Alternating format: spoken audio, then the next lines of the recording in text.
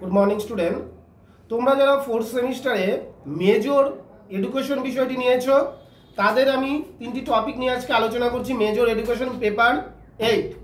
Paper 8-এ তোমাদের রয়েছে British ভারতের শিক্ষা ব্যবস্থা। তো সেখান থেকে আমরা সর্বপ্রথম যে তিনটা প্রশ্ন আলোচনা করছি, 1813 সালের সনদ আইন বা চার্টার অ্যাক্ট, পাশ্চাত্য এবং পাশ্চাত্যবাদী বিতর্ক, এবং 1835 সালের মেকলে-মিনিট বা ফিল্টারেশন থিওরি বা চুইয়ে পড়া নীতি বলতে কি বোঝো। তো দেখো, 1813 সালের সনদ আইন বা চার্টার অ্যাক্ট এর গুরুত্ব কি ছিল শিক্ষা ব্যবস্থার ক্ষেত্রে।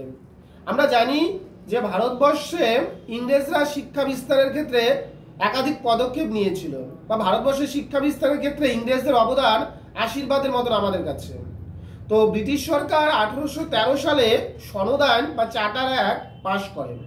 এই যে সনদ আইন 1813 সাল, এর যে প্রধান বিষয়বস্তু ছিল, এখানে ব্রিটিশরা বলেছিল যে ভারতবর্ষে শিক্ষা বিস্তারের জন্য তারা বার্ষিক 1 লক্ষ টাকা করে ব্যয় করবে। সব থেকে গুরুত্বপূর্ণ একটা সুপারিশ ছিল সনদ আইনের। কি বলেছিল? যে ভারতবর্ষের শিক্ষা বিস্তারের জন্য তারা বার্ষিক 1 লক্ষ টাকা করে ব্যয় করবে। তো বুঝতেই পারছো এটা যথেষ্ট গুরুত্বপূর্ণ। এবং এই আইনের বলা হয় যে ভারতবর্ষের শিক্ষা বিস্তারের দায়িত্ব ইংরেজদের একটা কর্তব্য। এটাও একটা গুরুত্বপূর্ণ কথা তারা বলেছিল। এবং 1813 সালের সনদ আইন পাশ হওয়ার পর দেখা যায় ভারতবর্ষে খ্রিস্টান মিশনারিরা প্রবেশের সুযোগ পেয়েছিল, এবং এই খ্রিস্টান মিশনারিরা ভারতবর্ষের শিক্ষা বিস্তারের ক্ষেত্রে যথেষ্ট গুরুত্বপূর্ণ অবদান রেখেছিল। আমরা জানি শ্রীরামপুরী মিশনারি, পরবর্তীকালে মার্শম্যান, উইলিয়াম কেরি ওয়ার্ড, শ্রীরামপুরী ত্রয়ী হিসাবে যারা পরিচিত, তারা ভারতবর্ষের শিক্ষা বিস্তারের ক্ষেত্রে গুরুত্বপূর্ণ এক অবদান রেখেছিল। তা 1813 সালের সনদ আইন ভারতবর্ষের শিক্ষা বিস্তারের ক্ষেত্রে এক গুরুত্বপূর্ণ দলিল বলতে পারি। কেননা এখানে আমি প্রথমেই বললাম, এখানে ব্রিটিশ সরকার সর্বপ্রথম বলেছিল তারা বার্ষিক 1 লক্ষ টাকা করে ব্যয় করবে। এটা যথেষ্ট গুরুত্বপূর্ণ। এরপরে আমি যে প্রশ্নটা আলোচনা করছি সেটা হচ্ছে পাশ্চাত্য এবং পাশ্চাত্যবাদী বিতর্ক বলতে কি বোঝো, বা এই বিতর্কের অবসান কবে হয়েছিল। দেখো, সনদ আইন যবে পাশ হলো 1813 সাল, সেখানে যে 1 লক্ষ টাকা ব্যয় করার কথা বলেছিল ইংরেজরা, তারা বলেনি যে এই টাকাটা কোথায় ব্যয় করবে, প্রাচ্য না পাশ্চাত্য খাতে। প্রাচ্য মানে কি? প্রাচ্য মানে হচ্ছে দেশীয় শিক্ষা, অর্থাৎ মাদ্রাসা, মক্তব, পাঠশালা, এবং পাশ্চাত্য মানে হচ্ছে বিদেশি শিক্ষা, ইংরেজি শিক্ষা। তো এই নিয়ে একটা বিতর্কের সূত্রপাত হয়। একদল যারা দেশীয় শিক্ষাকে সমর্থন করেছিল তারা বলেছিল ভারতবর্ষের পাশ্চাত্য শিক্ষা বিস্তারের প্রয়োজন রয়েছিল, রাধাকান্ত দেব থেকে শুরু করে যারা যারা পাশ্চাত্য চিন্তাবিদ ছিল। অন্যদিকে যারা বলেছিল যে না, ভারতবর্ষে যদি আমরা ইংরেজদের সমকক্ষ হতে যাই তাহলে ইংরেজি শিক্ষা বিস্তারের প্রয়োজন রয়েছে, তার জন্য তারা ইংরেজি শিক্ষা বিস্তার অর্থাৎ পাশ্চাত্য শিক্ষা বিস্তারের সুপারিশ করেছিল, যেমন রাজা রামমোহন রায় থেকে শুরু করে যারা ছিল আর কি। তো এই নিয়ে যে তীব্র বিতর্ক সূত্রপাত হয় সেটাকেই বলা হয় পাশ্চাত্য এবং পাশ্চাত্যবাদী বিতর্ক। তাহলে পাশ্চাত্য এবং পাশ্চাত্যবাদী বিতর্কের সূত্রপাত কি হয়েছিল? 1813 সালে সনদ আইনের মধ্যে থেকে, যেখানে 1 লক্ষ টাকা ব্যয় করার কথা বলা হয়েছিল, কিন্তু সেটা পরিষ্কারভাবে বলে দেওয়া হয়নি যে সেই টাকাটা প্রাচ্য না পাশ্চাত্য ক্ষেত্রে ব্যয় করা হবে। এবং এই বিতর্কের অবসান ঘটে 1835 সালের মেকলে-মিনিটের মধ্য থেকে। ঠিক আছে? তো আমি 3 নম্বর যে প্রশ্নটা আলোচনা করছি সেটা হচ্ছে মেকলে-মিনিট অথবা ফিল্টারেশন থিওরি বা চুইয়ে পড়া নীতি। তো দেখো, মেকলে-মিনিট কি? এই যে টাকাটা বলা হয়েছিল, এই 1 লক্ষ টাকাকে নিয়েই সমস্ত কিছু।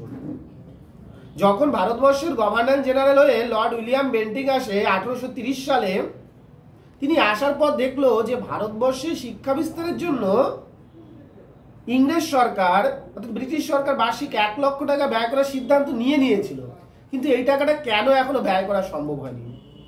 যার জন্য তিনি কি করেছিল, তার যে আইন সচিব ছিল মেকলে সাহেব, তাকে দায়িত্ব দেন, এবং তিনি কি করেন, এর ওপর গবেষণা করার পর 1835 সালের 2 ফেব্রুয়ারি তিনি একটি প্রতিবেদন পেশ করেন, যেটাকে বলা হয় মেকলে-মিনিট বা ফিল্টারেশন থিওরি। এই মেকলে-মিনিটে কি বলা হয়? মেকলে-মিনিটে বলা হয় যে এই যে টাকাটা, এই টাকাটা সম্পূর্ণভাবে পাশ্চাত্য অর্থাৎ ইংরেজি খাতে ব্যয় করা হবে।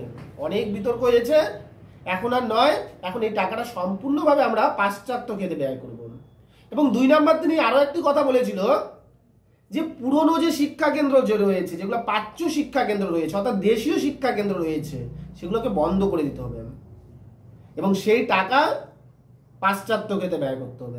দেখো আগে বলেছিল যে বিতর্ক, কিন্তু তিনি সম্পূর্ণভাবে বিতর্কের অবসান করে দিল। বলল যে এই টাকাটা ইংরেজি ক্ষেত্রে ব্যয় করব, আবার উপরেও বলল যে পুরনো যে শিক্ষা কেন্দ্র প্রাচ্য শিক্ষা কেন্দ্র রয়েছে সেগুলোকেও বন্ধ করে দাও এবং সেই টাকা ইংরেজি শিক্ষার ক্ষেত্রে ব্যয় করতে হবে। এবং এই যে তত্ত্বটা, এই তত্ত্বটাকে ফিল্টারেশন থিওরি বলা হয়, কারণ ইংরেজরা বুঝতে পেরেছিল যে ভারতীয় এত সংখ্যক লোককে একই সঙ্গে শিক্ষিত করে তোলা সম্ভব নয়। তার জন্য তারা বলেছিল যে আমরা সমাজের কিছু উঁচুতলার লোককে শিক্ষিত করব এবং তারা ধীরে ধীরে মধ্যবিত্ত এবং তারপর নিচুতলার লোককে গিয়ে শিক্ষিত করবে, অর্থাৎ ফিল্টারের মতন চুইয়ে চুইয়ে নিচে গিয়ে শিক্ষাটা বিস্তৃত হবে। এই জন্য এই তত্ত্বটাকে বলা হয় ফিল্টারেশন থিওরি বা চুইয়ে পড়া নীতি। তাহলে এই যে তিনটা প্রশ্ন বললাম, মেকলেমিনিট তোমাদের এবং সনদায়ন তিনের জন্য যথেষ্ট কমন এই দুটো প্রশ্ন, এবং পাশ্চাত্য এবং পাশ্চাত্যবাদী দ্বন্দ্ব এখান থেকে কমন রয়েছে। ইউনিট 1-এ আমাদের যে যে টপিকগুলো ছিল, কি কি টপিক ছিল আমি আবার বলছি। 1813 সালে সনদায়ন, 2 নাম্বার টপিক আমাদের ছিল পাশ্চাত্য এবং পাশ্চাত্যবাদী বিতর্ক, এবং 3 নাম্বার ছিল মেকলেমিনিট। এরপর রয়েছে তোমাদের উডের ডেসপ্যাচ, 12-র জন্য যথেষ্ট কমন উডের ডেসপ্যাচের সুপারিশগুলো, এবং এরপরে তোমাদের রয়েছে 1882 সালের হান্টার কমিশন বা ইন্ডিয়ান এডুকেশন কমিশন, ভারতীয় শিক্ষা কমিশন বলা হয়।